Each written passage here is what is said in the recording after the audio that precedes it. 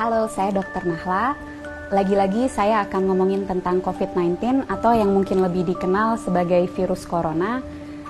Mudah-mudahan belum pada bosan dan jangan sampai bosan dulu karena banyak sekali informasi sekarang yang beredar, belum tentu betul, masih banyak hoax-hoax yang harus dibasmi, dan bagi teman-teman yang bisa mendapatkan banyak informasi, semoga dapat juga meneruskan informasi ini karena apa yang kita lakukan harus kita mulai dari diri kita sendiri dan kita ajak teman-teman di sekitar kita untuk melakukan hal yang sama. Yang mau kita bahas dan mau saya tekankan sekali lagi adalah bahwa virus corona ini atau yang dinamakan virus SARS-CoV-2 ini adalah virus yang sangat baru. Apa dampak dari fakta bahwa ini adalah virus yang baru? Yang pertama, berarti kita belum tahu pasti sifat dari virus ini. Yang kedua, kita belum tahu pasti efek dan berapa lama efek yang akan disebabkan oleh virus ini. Yang ketiga, belum ada obat yang betul-betul efektif untuk melawan virus ini. Yang keempat, belum ada vaksin yang bisa mencegah seseorang untuk tidak terinfeksi virus ini. Jadi itu yang teman-teman harus selalu ingat. Informasi ini bukan untuk membuat teman-teman panik, tapi untuk membuat teman-teman lebih waspada bahwa memang apa yang sedang kita hadapi ini betul-betul nyata. Dan bersama-sama kita bisa mencegah penularan virus ini lebih luas. Secara umum ketika virus masuk ke dalam tubuh kita, gejala yang ditimbulkan itu mirip-mirip. Demam, sakit kepala, lemah, letih, lesu, pegel-pegel, seperti itu. Bagaimana dengan virus yang masuk spesifik langsung ke infeksi saluran pernafasan? Ada pilek, hidung meler, hidung tersumbat, nyeri tenggorokan, batuk, sesak nafas, nyeri dada. Gimana dengan virus SARS-CoV-2 atau virus corona? Gejalanya sangat bervariasi. Jadi gejala-gejala yang tadi saya sebutkan itu bisa ada pada orang yang terinfeksi virus ini.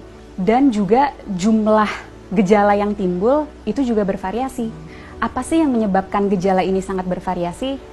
Daya tahan tubuh masing-masing orang. Jadi kalau kita nih yang sebagai anak muda, sehat, nggak ada penyakit, daya tahan tubuhnya baik, kemungkinan gejala yang kita alami ketika kita terinfeksi virus ini sangat ringan atau bahkan sama sekali tidak ada gejalanya. Sekali lagi saya tekankan, orang dengan daya tahan tubuh yang baik itu bisa tidak ada gejalanya walaupun virusnya sudah ada di dalam tubuh kita. Dan orang dengan daya tahan tubuh yang baik, dia mampu menyembuhkan dirinya sendiri karena pada dasarnya virus itu memang self-limited disease. Jadi daya tahan tubuh kita sendiri bisa membasmi virus itu. Bagaimana dengan orang-orang dengan daya tahan tubuh rendah? Tentunya akan dapat mengalami gejala yang lebih berat, bisa sampai sesak nafas, bahkan bisa sampai menyebabkan kematian. Siapa saja sih orang-orang yang kita tahu daya tahan tubuhnya rendah? Yang pertama, orang tua yang usianya di atas 60 tahun. Yang kedua, orang-orang dengan penyakit penyerta. Penyakit penyerta itu apa? Jadi penyakit yang biasanya lagi-lagi ada di orang tua, seperti kencing manis, darah tinggi, sakit jantung, sakit ginjal, sakit paru, sakit liver, kanker, dan lain-lain. Nah, orang-orang inilah yang akan sangat menderita ketika dia terinfeksi oleh virus SARS-CoV-2 atau virus corona ini. Untuk kita yang daya tahan tubuhnya baik, ketika kita terinfeksi virus ini, kita bisa hanya dengan meningkatkan daya tahan tubuh kita, terus kita bisa melawan virus ini. Tapi bagaimana dengan orang-orang dengan daya tahan tubuh rendah? Itu yang harus kita pikirkan. Itu yang harus kita cegah supaya mereka tidak tertular virus ini. Jadi, apa yang bisa kita lakukan untuk membantu mereka-mereka yang daya tahan tubuhnya rendah? Dengan cara jaga jarak, hindari keramaian, dan di rumah aja. Kenapa? Karena virus ini yang paling kita takutkan dan sudah kita tahu dari virus ini adalah penyebarannya yang sangat amat cepat dan lebih mudah dan lebih cepat di tempat-tempat keramaian. Tapi lagi-lagi jangan panik. Bukan berarti kalau teman-teman yang masih muda dan sehat ini merasa, oh saya ada gejala-gejala COVID-19 nih, ada demam-demam yang sumeng-sumeng, demam rendah, nyeri tenggorokan, sedikit pilek, sedikit batuk, terus harus langsung ke rumah sakit. Bukan itu maksud saya. Bukan berarti Kalau teman-teman ada gejala itu, harus segera ke rumah sakit. Apa yang harus kita lakukan? Ketika mengalami gejala itu, lagi-lagi di rumah aja, tingkatin daya tahan tubuh dari rumah. Dengan cara apa? Istirahat yang cukup, tidur malam yang cukup, 7-9 jam, makan makanan bergizi, minum air yang banyak, kalau bisa lakukan olahraga atau aktivitas ringan di rumah. Kenapa untuk kita yang muda dan sehat ketika mengalami gejala-gejala penyakit COVID-19 lebih baik di rumah aja dan nggak perlu ke rumah sakit? Karena kita mau memastikan bahwa rumah sakit itu tetap tersedia untuk mereka yang betul-betul membutuhkan.